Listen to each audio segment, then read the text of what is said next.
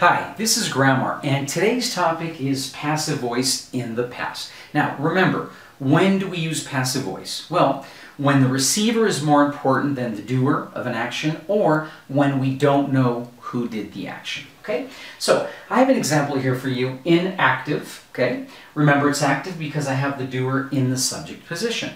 And this sentence is, ancient Greeks invented wrestling. Okay? Now, we can see, once again, in the subject position, we have the doer of the action, then we have the verb invented, and finally, in the object position, we have the receiver, wrestling. So, remember, for passive voice, my receiver is going to be first, so wrestling is the receiver of the action. It goes in the subject position.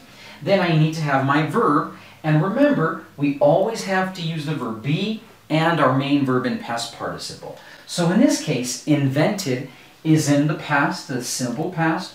So my verb be is going to be in the simple past. Remember that wrestling is the same as it, third person singular, so I have to use was, and my main verb in past participle. So once again, you have to know your past participles very well. So in this case, my verb form is was invented.